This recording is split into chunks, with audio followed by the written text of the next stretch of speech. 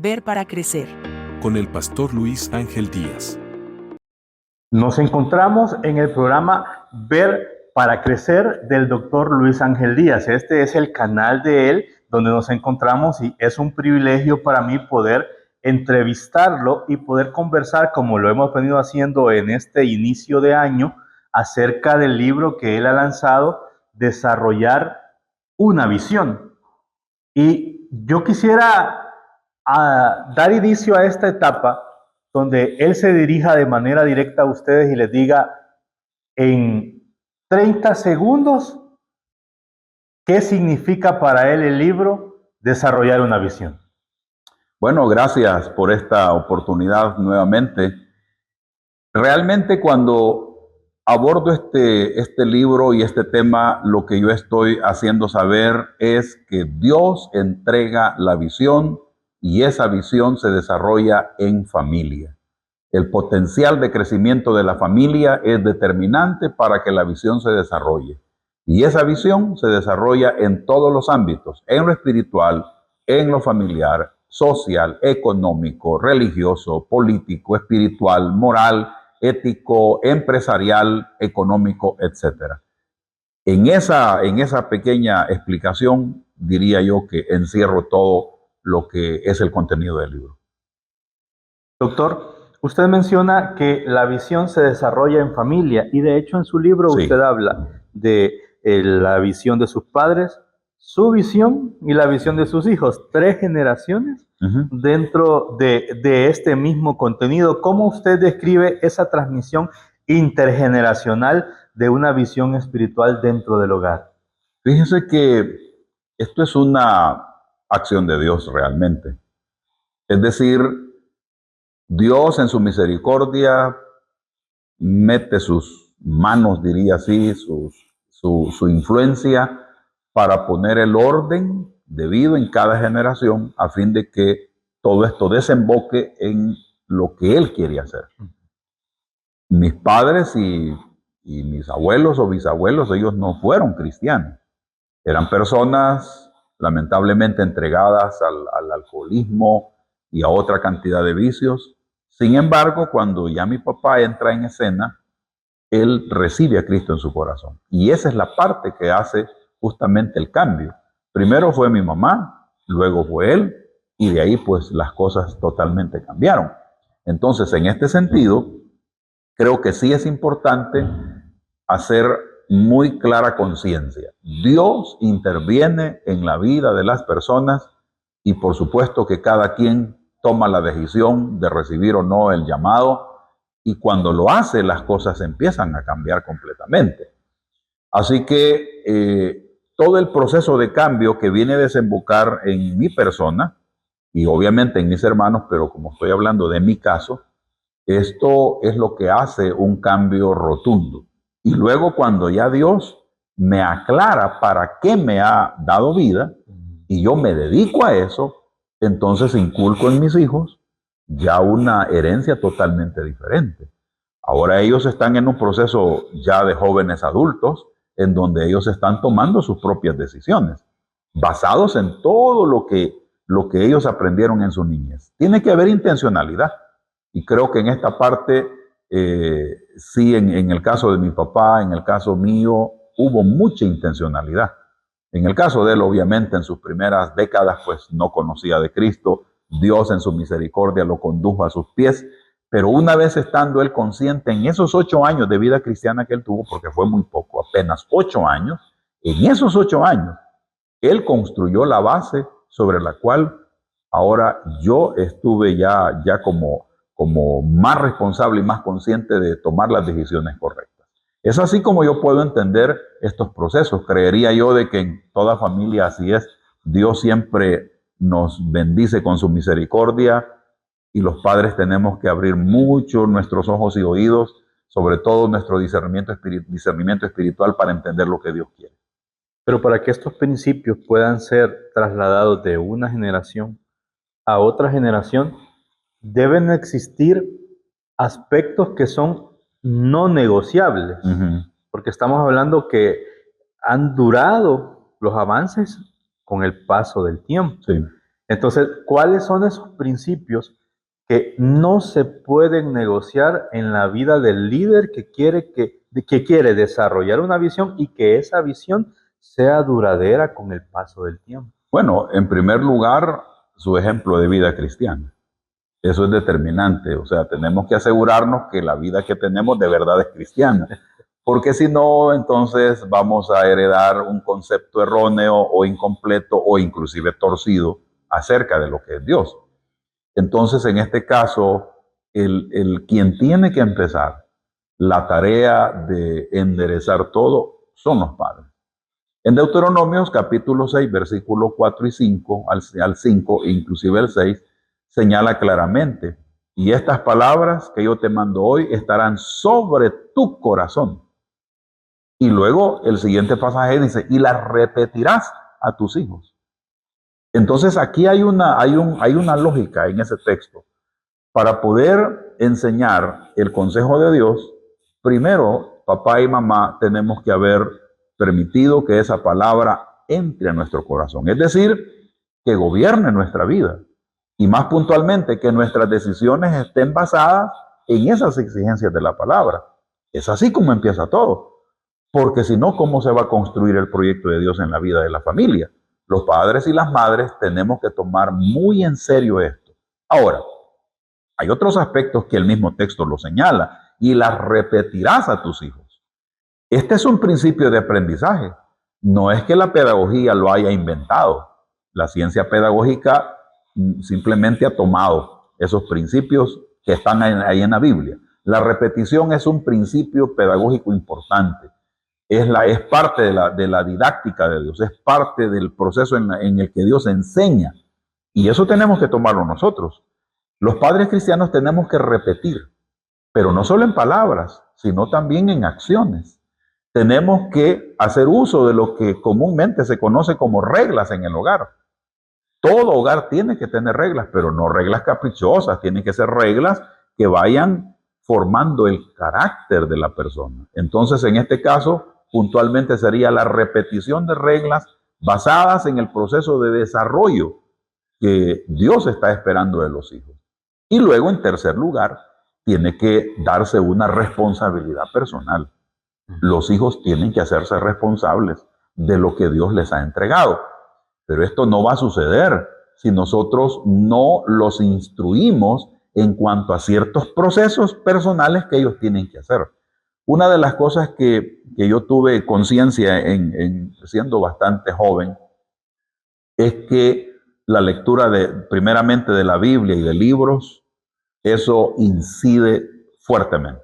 Así que en el caso de la etapa de la preadolescencia en mis hijos, es decir, entre los 11, 12, 13, 14 años, yo puse libros en sus manos. Libros que iban a determinar su forma de pensar. ¿Qué sucedió? Ellos tomaron el hábito de la lectura. Entonces yo ahora no tengo que decirles lean este libro, no, ellos lo buscan. Y eso implica un desarrollo intelectual. Despertó el interés en ellos. Sí, hubo un interés y obviamente ya cuando empezaron a ver el resultado de todo el conocimiento que iban adquiriendo, pues eso es mucho más interés, ¿verdad? Entonces, este elemento de exponer a los hijos a la lectura de la Biblia y de libros que estén vinculados con el desarrollo del potencial de ellos, eso les va a revolucionar. Y por supuesto, llevarlos a los pies de Cristo, que esto es importantísimo. Nosotros necesitamos asegurarnos que los hijos van a entregar su vida a Cristo. Porque si no, pues van a ser hijos educados, ¿verdad?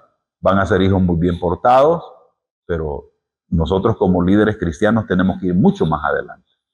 Antes de continuar con el programa, quiero recordarles que está a la venta ya mi primer libro que he titulado Desarrollar una visión, reflexiones para la vida. En él usted encontrará una ruta muy puntual para poder desarrollar su propio potencial y el de su familia. De igual forma, estoy animando a los jóvenes a través de este libro a que decidan por una ruta que les permita a ellos desarrollar todo el potencial que Dios ha puesto en sus vidas. Así que les animo en el Señor a comprar este libro y continuamos con nuestro programa.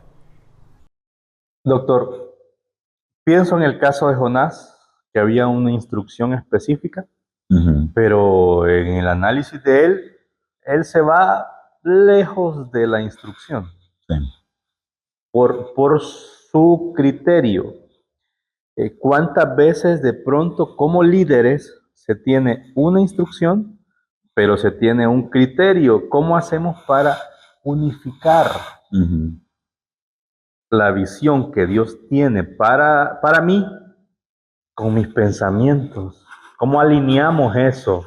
Bueno, ese es un proceso que cada quien tiene que tomarlo a título personal, porque no, eso no se puede imponer. Son procesos internos que uno tiene que ir desarrollando.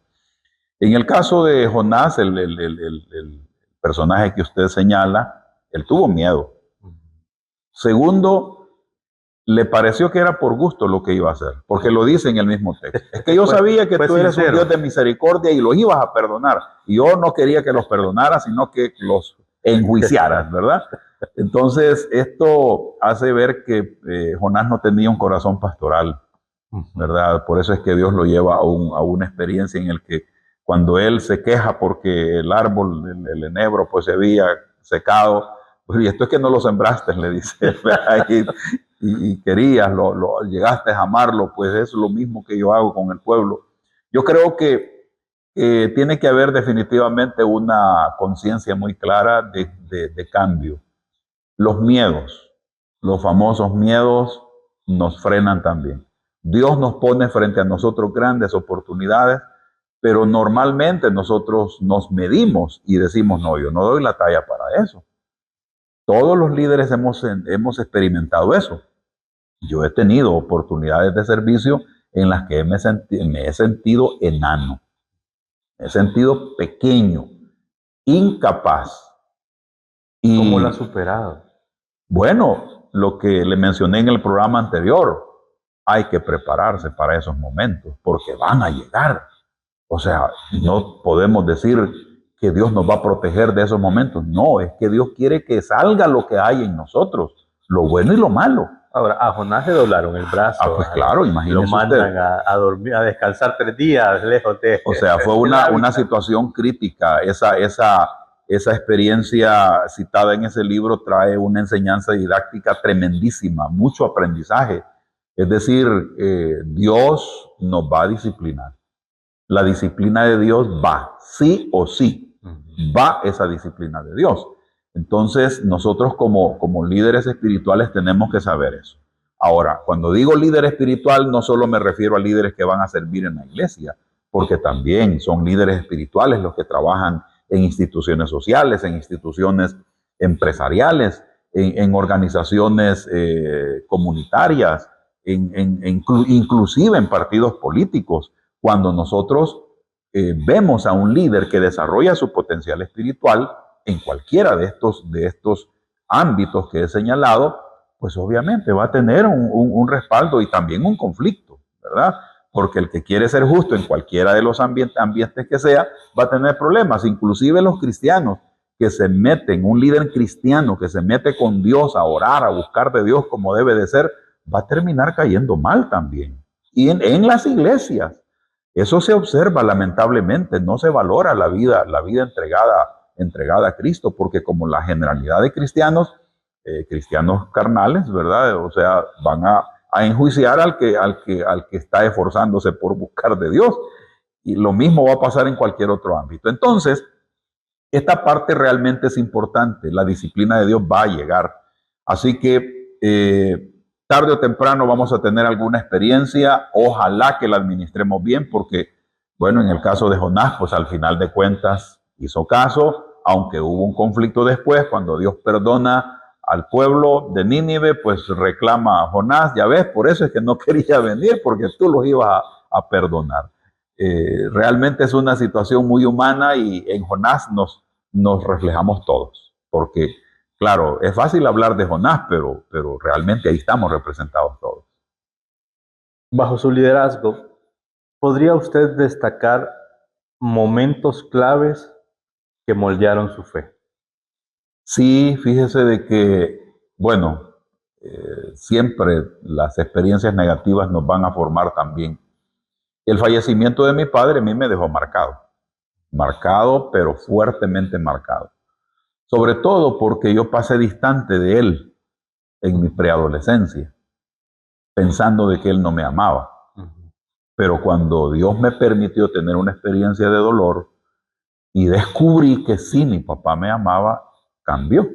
Pero resulta que mi cambio pude disfrutarlo solo unos pocos meses. Es decir, cuando yo descubro que mi papá realmente me amaba, de ese momento al fallecimiento de él, no fue más de un año. Entonces, realmente yo tuve ese acercamiento con él muy poco tiempo. Por eso me dejó marcado, porque yo apenas estaba disfrutando la presencia de mi papá y luego fallece. Eso a mí me dejó muy marcado y me hizo tomar decisiones. En primer lugar, aprendí que Dios nos hace pasar experiencias de dolor para que surja lo que hay dentro de nosotros. Otra experiencia importante fue el haber renunciado a mi proyecto empresarial, porque yo quería establecer una empresa fuerte, pero no era el propósito de Dios. Y desde que yo era pequeño, yo mostré ciertas capacidades o ciertas inclinaciones, diríamos, de armar y desarmar. Cuando me regalaron mi primer robot eléctrico de batería, ese pobre sufrió porque a la media hora ya estaba desmantelado, porque yo tenía curiosidad de ver cómo es que funcionaba por dentro. Entonces, cuando yo ya fui adolescente, tomé conciencia de que lo que yo quería era armar y desarmar motores. Entonces, decidí que mi vida la iba a dedicar a la mecánica automotriz. Pero Dios me cambió todo. Cuando dejé esa parte y me dediqué a otra vocación, eso fue una marca que me dejó de por vida prácticamente. Y así sucesivamente. Han habido momentos críticos, momentos en donde cuando ya estoy dentro del ministerio, Dios me obliga a tomar ciertas decisiones. O sea, sí o sí. Y es aquí donde viene la crisis. Bueno, y entonces, ¿y dónde está la libertad en Cristo, verdad? Sí, somos libres del pecado, pero no somos libres de desobedecerle. O sea, tenemos que hacerlo sí o sí, porque Él es nuestro Salvador y es nuestro Señor. Esa parte nos cuesta entenderla.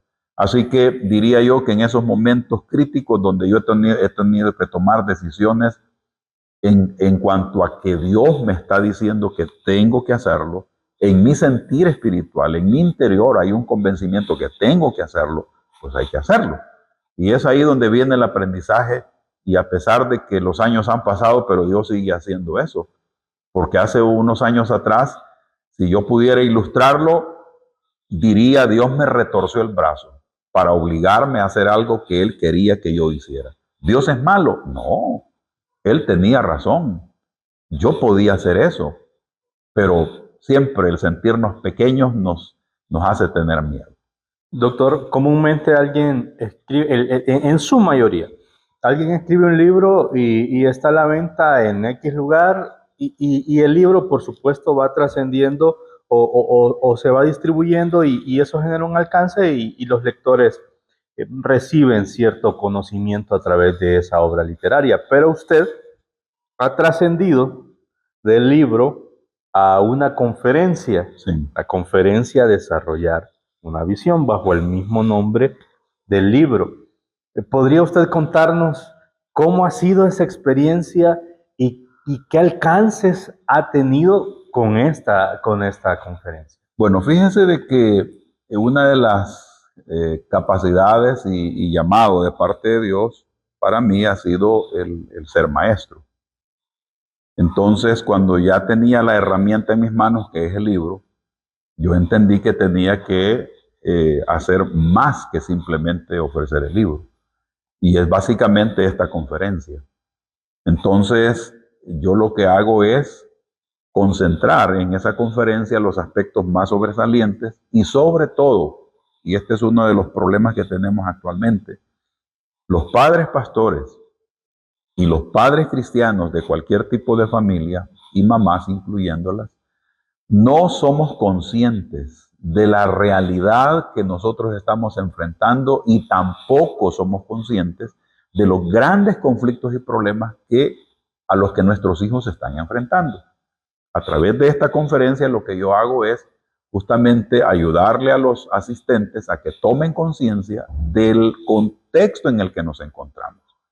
Y a partir de ahí, cada adulto presente toma conciencia de los errores que está cometiendo, de los errores que cometió en el pasado, pero de las oportunidades que tiene hacia adelante para poder hacer correcciones. Con lo que yo me he encontrado es que muchas veces cuando los padres ya tienen a sus hijos con sus hogares organizados, creen que ya terminaron y buscan desligarse. Y realmente ese es un error, porque mire al anciano Josué, ya estaba anciano cuando él le dice esa frase que es tan conocida: buscad ustedes a quien servir, pero nosotros, yo y mi casa, serviremos a Jehová. Él no era un jovencito, él era prácticamente ya un anciano. Y por supuesto que ya su descendencia no eran niños, ya eran personas con voluntad propia. Entonces, no hay edad para esto. Con lo que yo me he encontrado es que muchas veces los padres adultos mayores, los abuelos, los tíos, pierden esa conciencia de que tienen que seguir liderando a su familia, obviamente desde otro rol. Ya no es lo mismo ser padre de un preadolescente, ser padre de un niño no es lo mismo. Ser padre de un joven adulto o de un adulto no es lo mismo.